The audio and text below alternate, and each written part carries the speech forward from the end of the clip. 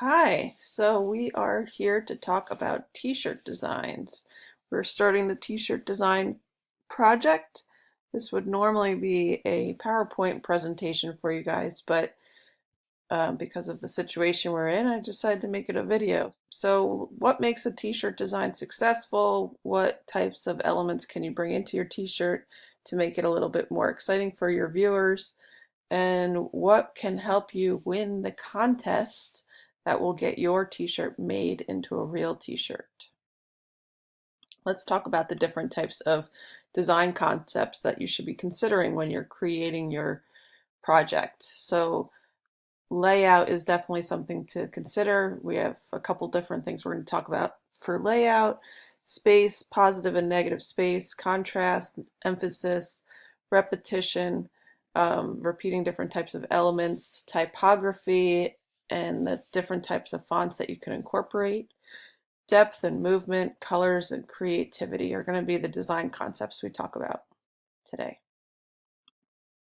All right, so layout. How can you consider your composition? How can you arrange your elements to make them successful? Usually you want to contain your elements into a tight shape, or kind of confine them all to a single area. So you can see this design has been concentrated into almost a circle type shape. You want to try to consider balance when you're talking about your layout. So balance left to right doesn't have to be symmetrical, but having an even amount of space on both sides of the project, also on top and bottom, is pretty important, and that's going to make it a little bit more pleasing to the eye. So you can see this one is balanced top to bottom, and it's also balanced left to right. We have some other t-shirts for you to look at here. They still encompass that balance that we were talking about with the left to right and the top to bottom. There's also proximity, and that's going back to the border that I was just referring to. The circle border on the middle shirt and the two left and right shirts have a little bit of a border edge to them. Breaking outside of the border is always fun, so giving yourself a little border to work with, but then having, like, the bird on the right shirt breaks outside of the border, that makes it a little bit more exciting for the viewer.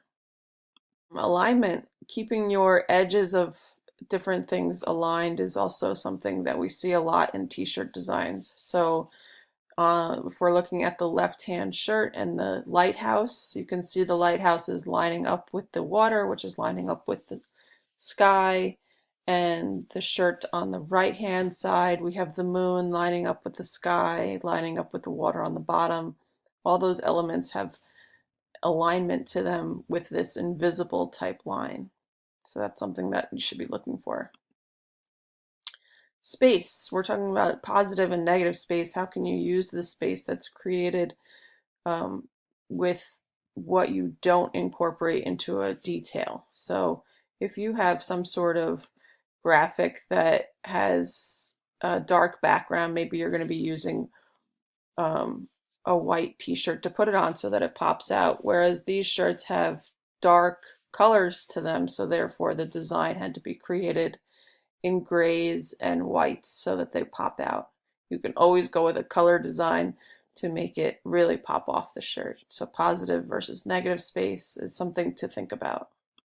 We have contrast. You want to contrast with purpose. You want to use balance to your contrast and be thoughtful of how you're using your contrast to fill your space. You want things to pop out for your audience to see.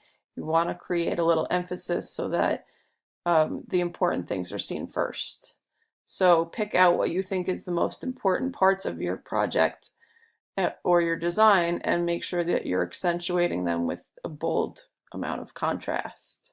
Usually black will bring in a lot of bold contrast, but it does not have to be black. If you look at this shirt, that the Stranger Things shirt all the way over on the left, you can see that they actually use that yellow gold color to create the contrast on the black shirt.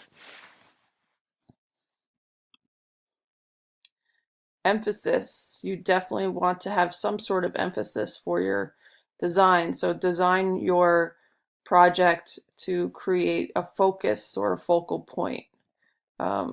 kind of give it a hierarchy. What do you want the person to see first? And then what do you want them to see second? And what do you want them to see last?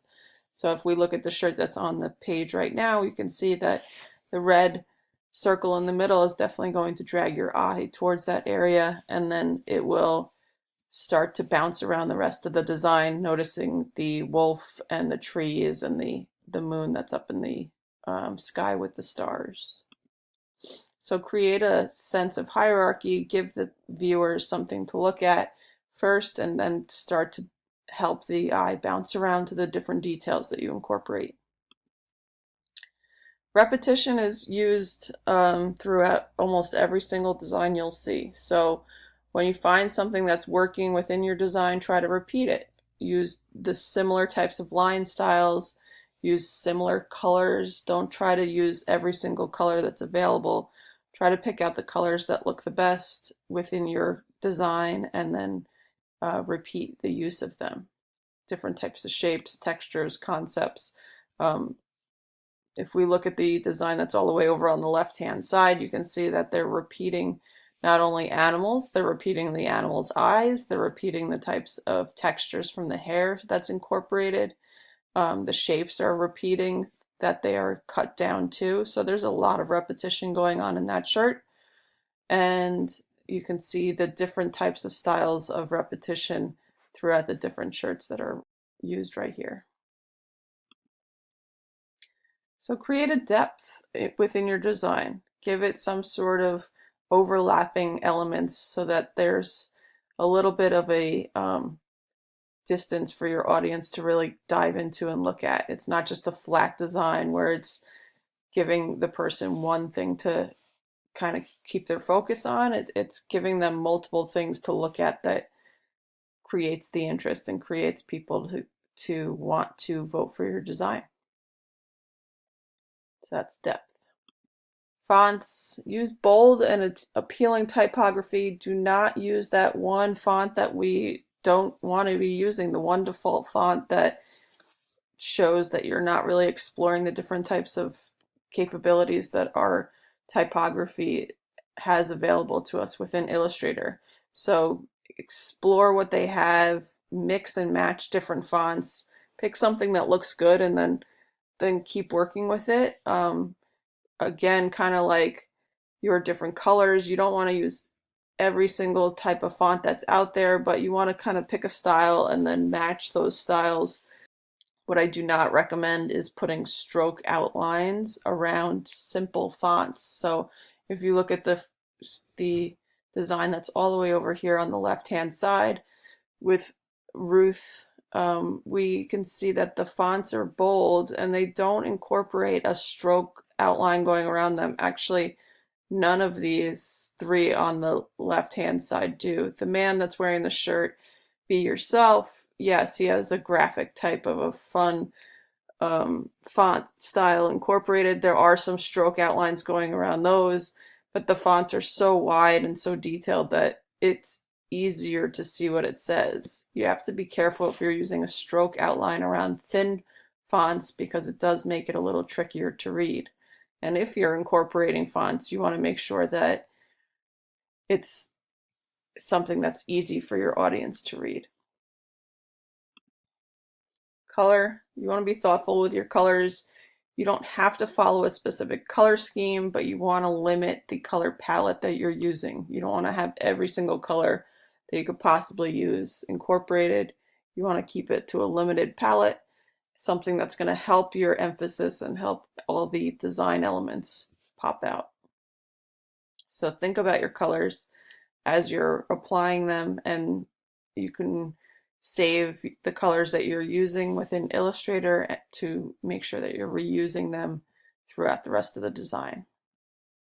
So we want to make sure that we're considering what sells. Creativity is something that sells. People like designs that are new and different, and they're going to be more likely to vote for something they haven't seen before. So you want to try to think outside the box and create your t-shirt design to reference something that's hasn't been done before. So be creative and try to incorporate elements that you maybe haven't seen put together before and create something that is fresh and exciting for people to see.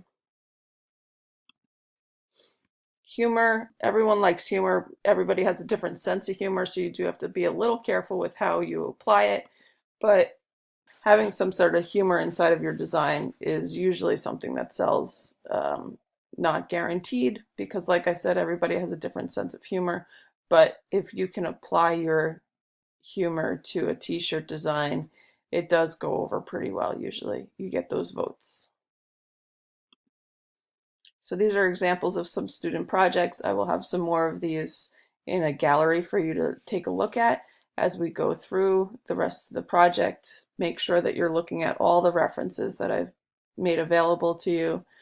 These are winning designs, so these are designs that have won the contest and were made into actual t-shirts.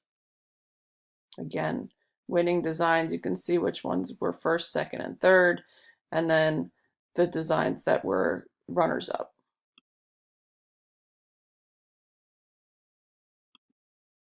Okay, so gather your inspiration before you start. We're going to be doing sketches for sure, but as you do your sketches, don't be afraid to look up some reference pictures. So you will be using either Photoshop or Illustrator to create this project. You can incorporate the different types of elements that you want to incorporate, look up those references, and then start to put them together into a design. So I found this t-shirt design online, and I figured this is probably the direction that the person went in to put it all together. So most artists don't start with nothing. They usually start with some sort of reference, and they create their design based off their references. So if I were to tackle this design that the guy is wearing, I would start by downloading these pictures and starting to sketch out my ideas based on that. So always gather your inspiration before you start. Your 5 sketches that you have to do need to be 5 different types of designs. So this would be one of the 5 designs. You don't want to sit there and create 5 different arrangements of the same elements. Okay, so just to give you an idea of the sketches that you create, they should look something along these lines when you're done with them. I'm not grading you on how well you can draw, but I'm grading you on how hard you try. So 5 different sketches, 5 different ideas. The last little detail on here says to draw a box or a circle to show where you want the design to be placed. Some of these I drew a box or a circle. Some of them have just a little sketch of the outlines of the shapes, but overall, sometimes people want to put a design on the bottom of the shirt or on the top of the shirt or on the side of the shirt. So this is just giving me an idea of where you visualize your design being incorporated.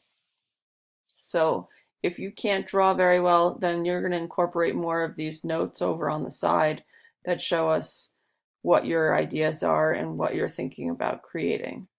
This is something that I will be grading, so make sure that you get your sketches in and make sure that they're done fully, and that each design, most importantly, is something we have not seen before and something that is different from the little sketch next to it.